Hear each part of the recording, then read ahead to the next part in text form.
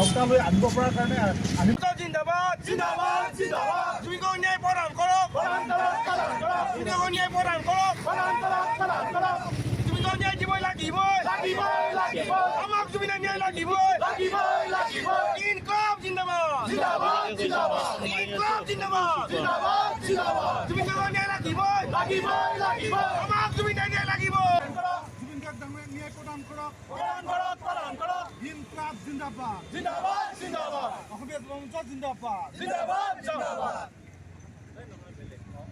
তুমি ন্যায় প্ৰদান কৰক চাওক অসমীয়া যুৱ মঞ্চ কেন্দ্ৰীয় সমিতিৰ নেতৃত্বত আহ্বান জনোৱা আজিৰ অৱস্থান প্ৰাণৰ শিল্পী জুবিন গাৰ্গ ডাঙৰীয়াৰ ন্যায় প্ৰদানৰ দাবীত অৱস্থান ধৰ্মঘটৰ আমাৰ দুঘণ্টীয়া কাৰ্যসূচী গ্ৰহণ কৰা হৈছে আৰু এই কাৰ্যসূচীৰ জৰিয়তে আমি অসম চৰকাৰক আমি সকীয়াই দিব বিচাৰিছোঁ যে ছমাহ উকলি গ'ল আমাৰ প্ৰাণৰ শিল্পীগৰাকীৰ এতিয়াও ন্যায় প্ৰদান কৰাত চৰকাৰ সম্পূৰ্ণৰূপে ব্যৰ্থ হৈছে।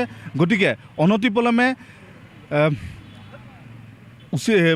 ন্যায় প্ৰদানৰ ব্যৱস্থা কৰাৰ লগতে দোষীক কঠোৰৰ পৰা কঠোৰতম শাস্তি বিহিব লাগে আৰু অন্যথা ইয়াতকৈ আমি ভয়াৱহ প্ৰতিবাদৰ কাৰ্যসূচী গ্ৰহণ কৰিবৰ কাৰণে বাধ্য হ'ম। গতিকে আজি চৰকাৰক আমি আপোনালোকৰ জৰিয়তে সকীয়াই দিব বিচাৰিছোঁ যে অতি শীঘ্ৰে দোষীক কৰায়ত্ব কৰি কঠোৰৰ পৰা কঠোৰতম শাস্তি প্ৰদান কৰিব লাগে আৰু আমাৰ যি অবৈধ বাংলাদেশী সমস্যা আছে এই সমস্যা সমাধানৰ ক্ষেত্ৰত চৰকাৰ সম্পূৰ্ণৰূপে ব্যৰ্থ হৈছে। অসম চুক্তিখন ৰূপায়ণৰ ক্ষেত্ৰত তেওঁলোকে প্ৰতিশ্ৰুতি দিছিল, চৰকাৰ আহিলে আমি আখৰে আখৰে দাড়ি কমাসহ অসম চুক্তি ৰূপায়ণ কৰিম, কিন্তু আজিলৈকে তেওঁলোকে এই চুক্তিখন ভালকৈ বুজিয়াই নুঠিলে। আমাৰ অসম চৰকাৰে দিছপুৰৰ চৰকাৰে কেন্দ্ৰীয় চৰকাৰক এতিয়াও অসম চুক্তিখন মানে ভালদৰে বুজাবৰ কাৰণে সক্ষম হোৱা নাই। এইটো অতি দুৰ্ভাগ্যজনক কথা। বিভিন্ন যি বৰ্তমান তেওঁলোকে চৰকাৰে আঁচনি দি আছে বা হিতাধিকাৰী সৃষ্টি কৰি আছে, তাৰ বিপৰীত ছাইডে যিসমূহ আমাৰ অত্যাৱশ্যকীয় সামগ্ৰী আছে বা এই সামগ্ৰীসমূহৰ দাম যি ধৰণে মূল্য বৃদ্ধি হৈছে, এই ক্ষেত্ৰত যোগান বিভাগৰ দায়িত্বত থকা অকৰ্মণ্য মন্ত্ৰীজনৰ এতিয়ালৈকে কোনো ধৰণৰ কাণ সাৰ নাই। গতিকে আজিৰ প্ৰতিবাদী কাৰ্যসূচীৰ জৰিয়তে তেওঁক আমি সকীয়াই দিছোঁ যে অতি শীঘ্ৰে মূল্যবৃদ্ধি হ্ৰাস কৰক, নহ'লে ইয়াতকৈ ভয়াৱহ প্ৰতিবাদৰ সন্মুখীন হ'ব। ধন্যবাদ। হয়, আমি অসমীয়া যুৱ মঞ্চই আজি অসমৰ প্ৰত্যেক জিলাতে আমি 2 ঘণ্টীয়া অৱস্থান ধৰ্মঘট কৰিব বাধ্যতা হৈছোঁ।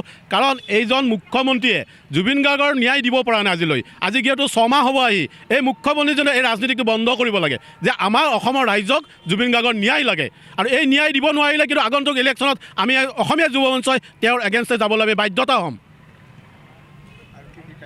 আৰু আমি আৱশ্যকীয় সামগ্ৰীৰ ওপৰত আমি আজি অৱস্থান ধৰ্মঘট কৰিছোঁ। যিহেতু সামগ্ৰী ইমান মূল্য বৃদ্ধি হৈছে, এই সামগ্ৰীৰ মূল্য বৃদ্ধি হ্ৰাস হ'ব লাগে। আৰু আমি অসমীয়া যুৱ মঞ্চই বাৰে বাৰে কৈ আহিছিলোঁ অসমৰ পৰা বাংলাদেশী হাতাও, কিন্তু বাংলাদেশী আজিলৈ খেদিব নোৱাৰিলে। যে এখন নাটক ৰচিলে মাননীয় মুখ্যমন্ত্ৰীয়ে যে এভেকশ্যন কৰি অসমৰ ভিতৰতে এই বাংলাদেশীখন ইমূৰৰ পৰা সিমূৰ নি আছে। আমি এই ৰাজনীতিক তেওঁক বন্ধ কৰিবলৈ আমি আহ্বান জনাইছোঁ। যদি আগন্তুক দিনত এই ৰাজনীতিক তেওঁ বন্ধ নকৰে, আমি অসমীয়া যুৱ মঞ্চই তীব্ৰভাৱে গণতান্ত্ৰিক আন্দোলন কৰিম বুলি আমি বাধ্যতা হ'ম।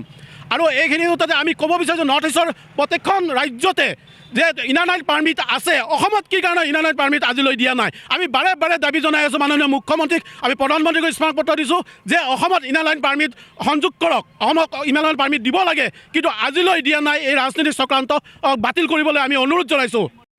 যিকোনো খবৰ আৰু বিজ্ঞাপনৰ বাবে যোগাযোগ কৰক 7896121996।